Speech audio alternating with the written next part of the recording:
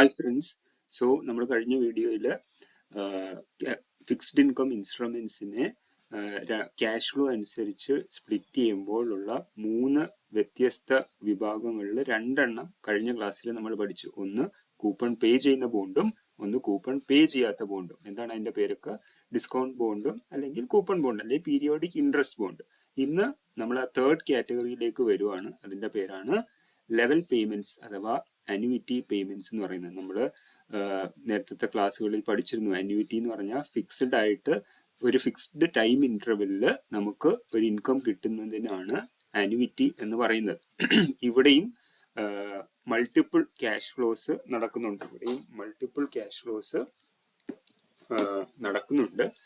As usual നമ്മുടെ investor ആ ബോറോവറിന് bond മേടിക്കാൻ വേണ്ടിയിട്ട് ഒരു ക്യാഷ് ഔട്ട്ഫ്ലോ നടക്കുന്നു അല്ലെ, ബോണ്ട് മേടിക്കാൻ വേണ്ടിയിട്ട്. പിന്നെ നമുക്ക് പുള്ളിക്കാരന് ഇങ്ങോട്ട് ക്യാഷ് ഇൻഫ്ലോയും കിട്ടിക്കൊണ്ടിരിക്കുന്നു. അപ്പം ഇവിടെ എന്താണ് ഈ പെർട്ടിക്കുലർ ലെവൽ പേയ്മെന്റ് അല്ലെങ്കിൽ അന്യൂറ്റി ബോണ്ട് മറ്റ് 2 തരം ബോണ്ടുമായിട്ടുള്ള വ്യത്യാസം എന്ന് പറഞ്ഞാൽ, സീറോ കൂപ്പൺ ബോണ്ടില് ലാസ്റ്റ് നമുക്കൊരു അതിന്റെ ഫേസ് വാല്യൂ മാത്രമേ കിട്ടത്തുള്ളായിരുന്നു അല്ലെ. നമ്മുടെ പീരിയോഡിക് ഇൻട്രസ്റ്റ് ബോണ്ടിൽ ഈ ലാസ്റ്റ് കിട്ടുന്ന ഫേസ് വാല്യൂവിന്റെ കൂടെ ഇടയ്ക്ക് കിട്ടുന്ന പേയ്മെന്റും ഉണ്ടായിരുന്നു അല്ലെ, കൂപ്പൺ പേയ്മെന്റും ഉണ്ടായിരുന്നു. ഇവിടെ വ്യത്യാസം എന്തെന്ന് വെച്ചാൽ, നമുക്ക് ഫിക്സഡ് ടൈം ഇന്റർവെല്ലില് പേയ്മെന്റ് കിട്ടും. ഓക്കെ, ഫിക്സഡ് ടൈം ഇന്റർവെല്ലിൽ നമുക്ക് ഇങ്ങോട്ട് ഒരു ക്യാഷ് ഇൻഫ്ലോ നടക്കും. അതുകൊണ്ടാണ് അതിനെ അന്യൂറ്റി എന്ന് വിളിക്കുന്നത്. ഫിക്സഡ് ടൈം ഇന്റർവെല്ലിൽ നമുക്കൊരു ക്യാഷ് ഫ്ലോ നടക്കും. ഇവിടെ വ്യത്യാസം എന്താണെന്ന് വെച്ചാൽ, ഈ ക്യാഷ് ഫ്ലോസ് എല്ലാം സെയിം ആണ്. Same amount of cash flows ആണ് നമുക്ക് ഈ ബോണ്ട് മെച്യൂർ ആവുന്ന വരെ കിട്ടിക്കൊണ്ടിരിക്കുന്നത്. അതായത് ലാസ്റ്റ് ഫേസ് വാല്യൂ എന്ന് പറഞ്ഞ് ഒരു വലിയൊരു എമൗണ്ട് കിട്ടാൻ പോകുന്നില്ല. ഇടയ്ക്ക് വെച്ച് ചെറിയ ഇൻകം എന്ന് പറഞ്ഞിട്ട് നമുക്ക് പീരിയോഡിക് ഇൻട്രസ്റ്റ് അഥവാ കൂപ്പണും കിട്ടാൻ പോകുന്നില്ല. നമുക്ക് അത് രണ്ടും അടങ്ങിയിട്ടുള്ള ഒരു അന്യൂറ്റി ആണ് കിട്ടുന്നത്. അല്ലെങ്കിൽ ഒരു ഫിക്സ്ഡ് എമൗണ്ട് എല്ലാ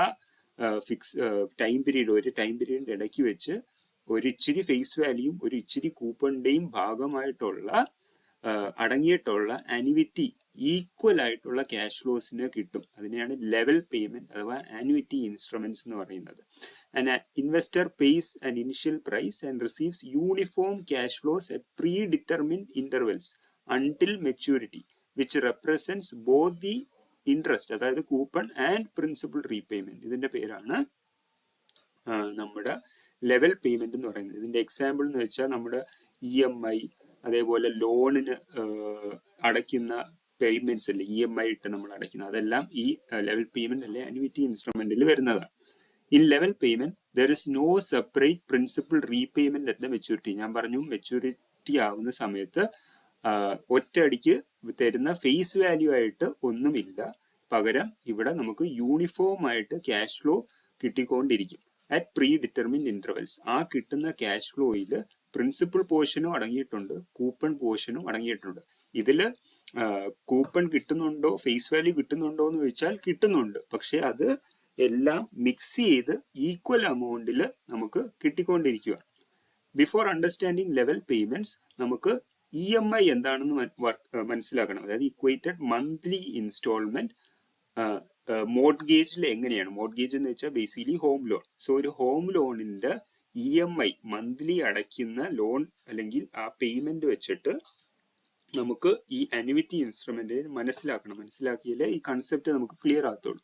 അപ്പം ഈ EMI വെച്ച് അടച്ചു പോകുന്ന ലോണിനെ നമ്മൾ ഫുള്ളി അമോർട്ടൈസിങ് ലോൺ എന്നാണ് വിളിക്കുന്നത്. Because the EMI consist of, നമ്മൾ ഇപ്പം നിങ്ങൾ വീട്ടിലൊരു വാഷിംഗ് മെഷീൻ മേടിച്ചു, അത് നിങ്ങൾ EMI-യിലാണ് മേടിക്കുന്നതെങ്കിൽ, 6 മാസത്തെ EMI-യിലാണ് മേടിക്കുന്നതെങ്കിൽ, ആ 6 മാസം അടയ്ക്കുന്ന EMI-ക്കകത്ത് നിങ്ങളുടെ പ്രിൻസിപ്പൽ പേയ്മെന്റ് പോർഷനും ഉണ്ട്, അതിന്റെ ഇൻട്രസ്റ്റ് പേയ്മെന്റ് പോർഷനും ഉണ്ട്. By the end of the loans term, the entire principal and all the interest are completely paid. Okay, ആ EMI-ക്കകത്ത് നമ്മുടെ പ്രിൻസിപ്പൽ പോർഷനും ഉണ്ട്, നമ്മുടെ ഈ പറയുന്ന ഇൻട്രസ്റ്റ് പോർഷനും ഉണ്ട്. നമുക്കൊരു എക്സാമ്പിൾ എടുക്കാം, ഒരു മോർട്ട്ഗേജ് എക്സാമ്പിൾ. മോർട്ട്ഗേജ് എന്ന് വെച്ചാൽ US-ലെ ഹോം ലോണിനാണ് മോർട്ട്ഗേജ് എന്ന് വിളിക്കുന്നത്. Amount 1 crore. നമ്മൾ ഈ ക്രോർ ഉപയോഗിച്ച് ഒരു ഫൈനാൻഷ്യൽ പേഴ്സൺ ക്രോർ ഒന്നും ഉപയോഗിച്ച് ശീലിക്കരുത്. ഇതിനെ മില്യൺസ് ആക്കി സ്പ്ലിറ്റ് ചെയ്യുക. ഇത് മില്യൺസ് വരുമ്പോഴത്തേക്കിനും 3 0 കഴിയുമ്പോഴത്തേക്കിനും ഇത് 10 million rupees ആണ്. നമ്മൾ മില്യൺസും ബില്യൺസും ഉപയോഗിച്ച് ശീലിക്കണം. So anyways loan amount 10 million rupees in annual interest rate ആണ്. ഇവിടെ ശ്രദ്ധിക്കണം, ആനുവൽ ഇൻട്രസ്റ്റ് റേറ്റ് ആണ് 9.5%. പിന്നെ ലോൺ ടെന്യൂർ എന്ന് പറയുന്നത് 30 years ആണ്. ഒരു typical home loan 20 to 30 years ഒക്കെ നമുക്ക് അതിന്റെ ഒരു ടിപ്പിക്കൽ ടേം ആണ്. അപ്പം 9.5% ആണ് ആനുവൽ ഇൻട്രസ്റ്റ് റേറ്റ് എന്ന് പറയുന്നത്. ഇനി interest rate is 9.5% per annum. അതായത് നമ്മൾ പക്ഷെ തിരിച്ചടയ്ക്കുന്നത് ആനുവൽ ഇൻട്രസ്റ്റ് റേറ്റ് ആണ്. പക്ഷെ നമ്മൾ EMI ആയിട്ട് കൊടുക്കുമ്പം മന്ത്ലി അല്ലേ നമ്മൾ പേ ചെയ്യുന്നത്. അതായത് ഇക്വേറ്റഡ് മന്ത്ലി ഇൻസ്റ്റാൾമെന്റ് എന്നല്ലേ പറയുന്നത്. അപ്പം ഒരു മാസം നമുക്ക് എത്രയാണ് ഇൻട്രസ്റ്റ് റേറ്റ് എന്ന് നോക്കുമ്പോഴത്തേനും 9.5% ഡിവൈഡഡ് ബൈ 12 0.79167% പെർ മന്ത് ആണ്. എന്തിന് ഞാനിത് മന്ത്ലി എടുക്കുന്നു? കാരണം ഞാൻ EMI തിരിച്ച് പേയ്മെന്റ് അടയ്ക്കുന്നത് മന്ത്ലി ആണ്. അപ്പൊ നമുക്ക് ഈ ചാർട്ടിന്റെ പേരാണ് ലോൺ റീപേയ്മെന്റ് ഷെഡ്യൂൾ എന്ന് പറയും. Loan repayment schedule. ഇത് മനസ്സിലാക്കാൻ വേണ്ടിയിട്ട് മാത്രം തരുന്നതാണ്. ഇതൊന്നും എക്സാമിന് ഈ ചാർട്ട് ഉണ്ടാക്കാൻ ചോദിക്കത്തില്ല, ഈ ഷെഡ്യൂൾ ഉണ്ടാക്കാൻ ചോദിക്കത്തില്ല. നിങ്ങൾക്ക് അണ്ടർസ്റ്റാൻഡിങ്ങിന് വേണ്ടി ഞാൻ പറയുന്നതേ ഉള്ളൂ. അപ്പൊ എന്താ ഇവിടെ മന്ത്സ് തന്നിട്ടുണ്ട്. നമ്മൾ EMI മന്തിലാണ് അടയ്ക്കുന്നത്. സോ മന്ത് 30 വർഷം എന്ന് പറയുമ്പം എത്ര മന്ത് കാണും? ഏകദേശം 360 months ഉണ്ടല്ലേ? ഏകദേശം അല്ല, മൊത്തം 360 months ആണുള്ളത്. അതില് 10 മാസങ്ങളെ ഞാനിവിടെ എടുത്തിട്ടുള്ളൂ. അപ്പം ഫസ്റ്റ് മാസം ലോൺ എടുത്ത് ഫസ്റ്റ് മാസം ജനുവരി 1-ാം തീയതി ലോൺ എടുക്കുവാണ്. ജനുവരി 1-ാം തീയതി എൻ്റെ കയ്യിൽ 1 കോടി രൂപ എൻ്റെ കയ്യിൽ വന്നു. ഓക്കെ, ബാങ്ക് നമ്മളോട് പറയുവാണ് നിങ്ങൾ അടയ്ക്കേണ്ട EMI എന്ന് പറയുന്നത് ഈ പറയുന്ന 84,085. അപ്പൊ ഈ EMI എമൗണ്ട് ഫിക്സ്ഡ് ആണ്. എൻ്റെ എല്ലാ മാസവും ഞാൻ അടയ്ക്കുന്ന എമൗണ്ട് നിങ്ങൾ നോക്കിയാൽ കാണാം, എല്ലാ സെയിം ആണ്. ഇവിടെ എല്ലാം നോക്കി, ഇവിടെ സെയിം ആണ്, ഇവിടെ സെയിം ആണ്, ഇവിടെ സെയിം ആണ്. എല്ലാ മാസവും ഞാൻ അടയ്ക്കുന്ന EMI സെയിം ആണ്. അപ്പം നമ്മൾക്ക് ജനുവരി 1-ാം തീയതി സപ്പോസ് നമ്മുടെ അക്കൗണ്ടിൽ ഈ 1 കോടി രൂപ നമ്മുടെ ലോൺ എമൗണ്ട് ആയിട്ട് വന്നു. അപ്പൊ ഞാൻ പറയുന്നു ആദ്യത്തെ മാസത്തെ ഇൻട്രസ്റ്റ് റേറ്റ് എന്താണ്? 0.79167. അപ്പം അത് വെച്ചിട്ട് ഈ ഓപ്പണിംഗ് ബാലൻസിൽ നമ്മൾ എത്ര ഇൻട്രസ്റ്റ് അടയ്ക്കണമെന്ന് കണ്ടുപിടിക്കണം. ഇത് ഇൻറ്റു ഈ ഇൻട്രസ്റ്റ് റേറ്റ് ചെയ്യുമ്പോഴത്തേക്കും നമുക്ക് ഇൻട്രസ്റ്റ് റേറ്റ് ആയിട്ടുള്ള 79,167 rupees ആണ് നമുക്ക് ആ മാസത്തെ ഇൻട്രസ്റ്റ് ആയിട്ട് വരുന്നത്, ആ ജനുവരി മാസത്തെ ഇൻട്രസ്റ്റ് ആയിട്ട്. പക്ഷെ നമ്മൾ അടച്ചത് എത്രയാണ്? 84,0185. സോ ഇത് രണ്ടിന്റെയും ഡിഫറൻസ് ആണ് നമ്മൾ പ്രിൻസിപ്പൽ റീപേയ്മെന്റ് ആയിട്ട് പോകുന്നത്. ഞാൻ പറഞ്ഞു ഒരു EMI-ക്കകത്ത് ഇൻട്രസ്റ്റ് എമൗണ്ടും ഉണ്ട്, പ്രിൻസിപ്പൽ പേയ്മെന്റ് പോർഷനും ഉണ്ട്. അപ്പൊ ഇൻട്രസ്റ്റ് അടച്ചു കഴിഞ്ഞ് ബാക്കിയുള്ളതാണ് പ്രിൻസിപ്പൽ പേയ്മെന്റ് പോർഷൻ എന്ന് പറയുന്നത്. ഇനി ജനുവരി 31-ാം തീയതി ആയപ്പോഴത്തേക്കിനും ആ എമൗണ്ട് ഈ പ്രിൻസിപ്പൽ എമൗണ്ട്, അതായത് ഈ പ്രിൻസിപ്പൽ എമൗണ്ടിൽ നിന്നും ഈ നമ്മൾ തിരിച്ചടച്ച പ്രിൻസിപ്പൽ എമൗണ്ട് പോർഷൻ മാത്രം മൈനസ് ചെയ്തിട്ട് അതിനെ ക്ലോസിംഗ് ബാലൻസ് ആയിട്ട്, അതായത് അല്ലെങ്കിൽ അടുത്ത മാസത്തെ ഓപ്പണിംഗ് ബാലൻസ്, രണ്ടും സെയിം തന്നെയാണ്. അടുത്ത മാസത്തെ ക്ലോസിംഗ് ബാലൻസ് അല്ലെങ്കിൽ അടുത്ത മാസത്തെ ഓപ്പണിംഗ് ബാലൻസ് അല്ലെങ്കിൽ ഈ മാസത്തെ ക്ലോസിംഗ് ബാലൻസ് കണ്ടുപിടിക്കണമെങ്കിൽ ഓപ്പണിംഗ് ബാലൻസ്, ആ മാസം തുടങ്ങിയ ബാലൻസ് മൈനസ് നമ്മൾ എത്ര രൂപ പ്രിൻസിപ്പൽ റീപേയ്മെന്റ് പോർഷൻ അടച്ചു, ഇൻട്രസ്റ്റ് എത്ര രൂപ ഇൻട്രസ്റ്റ് അടച്ചെന്നല്ല, എത്ര രൂപ EMI അടച്ചെന്നല്ല, ആ EMI-ക്ക് അകത്തുള്ള പ്രിൻസിപ്പൽ റീപേയ്മെന്റ് മാത്രം നമ്മൾ സബ്ട്രാക്ട് ചെയ്ത് അടുത്ത മാസത്തെ ഓപ്പണിംഗ് ബാലൻസിലേക്ക് എത്തും. ഇനി അഗെയിൻ ദ സെയിം പ്രോസസ്. ആ മന്ത്ലി ഉള്ള ഇൻട്രസ്റ്റ് റേറ്റ് രണ്ടാമത്തെ മാസത്തെ ഓപ്പണിംഗ് ബാലൻസിൽ കൊണ്ട് മൾട്ടിപ്ലൈ ചെയ്യുമ്പം എനിക്ക് ആ മാസത്തെ ഇൻട്രസ്റ്റ് റേറ്റ് എത്രയാണെന്ന് എനിക്ക് ഇവിടുന്ന് കിട്ടും. ആ ഇൻട്രസ്റ്റും ആ മാസത്തെ EMI-യും തമ്മിൽ സബ്ട്രാക്ട് ചെയ്യുമ്പം എനിക്ക് അവിടുത്തെ പ്രിൻസിപ്പൽ റീപേയ്മെന്റ് പോർഷൻ കിട്ടും. ഈ ഓപ്പണിംഗ് ബാലൻസിൽ നിന്ന് ഞാൻ എൻ്റെ പ്രിൻസിപ്പൽ റീപേയ്മെന്റ് പോർഷൻ സബ്ട്രാക്ട് ചെയ്താൽ എൻ്റെ അടുത്ത മാസത്തെ ഓപ്പണിംഗ് ബാലൻസ് കിട്ടും. ഓക്കെ, എഗെയിൻ ഞാൻ ആ മാസത്തെ ഇൻട്രസ്റ്റ് റേറ്റ് കണ്ടുപിടിക്കാൻ ഇൻട്രസ്റ്റ് റേറ്റ് ഇൻറ്റു അതിന്റെ ഓപ്പണിംഗ് ബാലൻസ് ചെയ്യുമ്പം എനിക്ക് ഇൻട്രസ്റ്റ് റേറ്റ് കിട്ടും. പിന്നെ അതും EMI-യും തമ്മിലുള്ള ഡിഫറൻസ് ആണ് പ്രിൻസിപ്പൽ റീപേയ്മെന്റ്. അങ്ങനെ ഈ പ്രോസസ്സ് നമ്മുടെ 360 മാസവും ഇതിങ്ങനെ കണ്ടിന്യൂസ് ആയിട്ട് പോയിക്കൊണ്ടിരിക്കും. അപ്പൊ ഇവിടെ നിങ്ങൾ ഒരു കാര്യം ശ്രദ്ധിച്ചാൽ മനസ്സിലാവും, ആദ്യത്തെ മാസം നമ്മൾ അടച്ച ഇൻട്രസ്റ്റ് പേയ്മെന്റ് അടുത്ത മാസങ്ങളിലേക്ക് വരുമ്പം കുറഞ്ഞു വരുവാണ്. ഇൻട്രസ്റ്റ് പേയ്മെന്റ് അങ്ങോട്ട് പോകും തോറും കുറഞ്ഞു വരുവാണ്.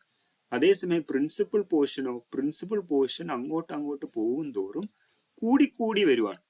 ഈ താഴോട്ട് പോകും തോറും പ്രിൻസിപ്പൽ പോർഷൻ കൂടി വരുവാണ്. അതായത് ഓരോ മാസം കഴിയും തോറും ഇൻട്രസ്റ്റ് എമൗണ്ട് കുറയുകയും പിന്നീടുള്ള പ്രിൻസിപ്പൽ പോർഷൻ കൂടുകയും ചെയ്യുന്നു. അത് എന്തുകൊണ്ടാണ്? നമ്മുടെ ഇൻട്രസ്റ്റ് കണ്ടുപിടിക്കുന്നത് ഓപ്പണിംഗ് ബാലൻസിലാണ്. അതായത് ഓപ്പണിംഗ് ബാലൻസിൽ നമ്മൾ പ്രിൻസിപ്പൽ കുറച്ചു കഴിഞ്ഞാൽ കുറച്ച് ഇൻട്രസ്റ്റ് അടച്ചാൽ മതിയല്ലോ. സോ അതുകൊണ്ടാണ്. അപ്പം it must be noted that on the loan amount of 1 crore, first month we find the interest payment on 1 crore. In the next month, the 1 crore is to be subtracted by the principal amount and not the EMI amount. As we go down, the principal portion keeps on increasing and the interest portion keeps on decreasing. അതിന്റെ chart ഇങ്ങനെയായിരിക്കും ഇരിക്കുന്നത്. ആ orange കളറിലുള്ളത് ഇൻട്രസ്റ്റും blue കളറിലുള്ളത് പ്രിൻസിപ്പളുമാണ്. ആദ്യത്തെ മാസങ്ങളിൽ interest ആയിരിക്കും ഭയങ്കരമായിട്ട് കൂടി വരുന്നത്. പിന്നീട് ലാസ്റ്റ് ലോൺ അടയ്ക്കാറാവും തോറും നമ്മുടെ പ്രിൻസിപ്പൽ പോർഷൻ ആയിരിക്കും കൂടുതലായിട്ട് നിൽക്കുന്നത്. സോ ഈ ഒരു കേർവിലായിരിക്കും നമ്മുടെ ആ ഒരു സ്പ്ലിറ്റ് കാണുന്നത്, ഇൻട്രസ്റ്റ് പ്രിൻസിപ്പൽ പോർഷന്റെ സ്പ്ലിറ്റ്. ഇത് എല്ലാ EMI-ലും ബാധകമാണ്, ഹോം ലോണിൽ മാത്രമല്ല. സോ ഇതിൽ ബേസിക്കലി അവർ ഉദ്ദേശിക്കുന്നത് എന്തുവാന്ന് ചോദിച്ചാൽ, ഒരു EMI എമൗണ്ടിനകത്ത് പ്രിൻസിപ്പൽ പോർഷനും ഉണ്ട്, ഇൻട്രസ്റ്റ് പോർഷനും ഉണ്ട്. നമ്മുടെ ലെവൽ പേയ്മെന്റ് ബോണ്ട് അല്ലെങ്കിൽ അന്വിറ്റി ബോണ്ടിലേക്ക് വരുമ്പോൾ നമുക്ക് ഓരോ ഫിക്സ്ഡ് ടൈം ഇന്റർവെല്ലിൽ കിട്ടുന്ന അന്വിറ്റിക്കകത്ത് അവരുടെ കൂപ്പണും ഉണ്ട്. ആ ബോണ്ടിന്റെ കൂപ്പണും അടങ്ങിയിട്ടുണ്ട്, ഫേസ് വാല്യൂയും അടങ്ങിയിട്ടുണ്ട്. In a level payment or annuity instruments, our aim is not to calculate the interest or the principal repayment portion. നമ്മളിപ്പം കണ്ടുപിടിച്ച ലോൺ ഷെഡ്യൂൾ കണ്ടുപിടിക്കുകയല്ല നമ്മുടെ ഡ്യൂട്ടി. പകരം ബാങ്ക് നമ്മളോട് പറഞ്ഞില്ലേ, നിങ്ങൾ ഇത്ര രൂപയാണ് എല്ലാ മാസവും EMI അടയ്ക്കേണ്ടത്.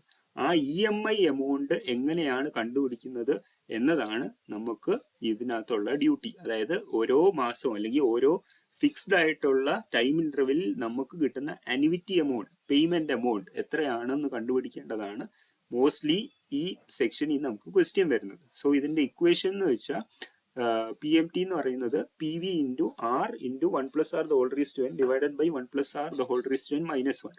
ആസ് യൂഷ്വൽ നിങ്ങൾ ഈ ഇക്വേഷൻ ഉപയോഗിച്ച് മാനുവലി കണ്ടുപിടിക്കേണ്ട ആവശ്യമില്ല. കാൽക്കുലേറ്ററിൽ സുഖമായിട്ട് ഇതിന്റെ ആൻസർ കിട്ടും. PV എന്ന് പറയുന്നതാണ് ലോൺ എമൗണ്ട്. നമ്മുടെ മോർഗേജിന്റെ കേസിൽ PV എന്ന് പറയുന്നത് 1 കോടി രൂപയാണ്. പക്ഷെ അത് കാൽക്കുലേറ്ററിൽ PV ഇൻപുട്ട് ചെയ്യുമ്പോൾ മൈനസ് ചേർത്ത് ഇൻപുട്ട് ചെയ്യണം. നമുക്ക് ബാങ്ക് ഇങ്ങോട്ട് തരുന്നതാണ്. പിന്നെ PMT is the annuity amount. PMT എന്ന് പറഞ്ഞൊരു ഓപ്ഷൻ കാൽക്കുലേറ്ററിൽ കാണും. അതിനാണ് annuity. അതായത് നമുക്ക് EMI ബേസിക്കലി അതാണ് നമുക്ക് കണ്ടുപിടിക്കേണ്ടത് അല്ലേ. PMT ആണ് നമുക്ക് കണ്ടുപിടിക്കേണ്ടത്. സോ അത് ലാസ്റ്റ് ക്ലിക്ക് ചെയ്താൽ മതി. സോ അതാണ് PMT. പിന്നെ PV ശ്രദ്ധിക്കണം, നെഗറ്റീവിലെ ലോൺ എമൗണ്ട് PV-യിൽ ആഡ് ചെയ്യാവുള്ളൂ. പിന്നെ ഇത് ഇക്വേറ്റഡ്, നമ്മൾ മാസമാണ് അടയ്ക്കുന്നത്, EMI മന്ത്ലി ആണ് അടയ്ക്കേണ്ടത്. അപ്പം ഞാൻ പറഞ്ഞു, ആ കിട്ടുന്ന കോട്ട് ചെയ്തിരിക്കുന്ന ഇൻട്രസ്റ്റ് റേറ്റ് R-നെ നമ്മൾ ഡിവൈഡഡ് ബൈ 12 ചെയ്യണം. ആൻഡ് N-നെ, അതായത് 30 വർഷത്തെ ലോൺ ഇൻറ്റു 12 ചെയ്യണം. കാരണം മാസത്തിലാണ് നമ്മൾ EMI അടയ്ക്കുന്നത്, മാസത്തിലാണ് നമ്മൾ ഇൻട്രസ്റ്റും കാൽക്കുലേറ്റ് ചെയ്യുന്നത്. സോ ഇൻട്രസ്റ്റ് റേറ്റിനെ ഡിവൈഡഡ് ബൈ 12ഉം number of time period into 12ഉം ചെയ്ത് വേണം നമ്മൾ കാൽക്കുലേറ്ററിൽ ഇടാനായിട്ട്. In the level payment or annuity bond, the amount we get on a fixed time interval is the annuity, and we just covered how to calculate it. If the annuity is yearly, അതായത് equated monthly installment അല്ല, equated yearly installment ആണെങ്കിൽ പിന്നെ ആ N-നകത്തോ ആ interest റേറ്റിലോ നമ്മൾ changes വരുത്തരുത്. ഇനി how to find the current price of an annuity bond. ഞാൻ പറഞ്ഞു, ഈ ചാപ്റ്ററിന്റെ ഉദ്ദേശം എന്ന് വെച്ചാൽ ഒരു ബോണ്ടിന്റെയോ ഒരു സ്റ്റോക്കിന്റെയോ കറന്റ് പ്രൈസ്, കറന്റ്ലി അത് എത്ര രൂപയ്ക്കാണ് ട്രേഡ് ചെയ്യുന്നതെന്ന് കണ്ടുപിടിക്കുക, അതിന് കാൽക്കുലേറ്റ് ചെയ്യുകയാണ് നമ്മുടെ ഉദ്ദേശം.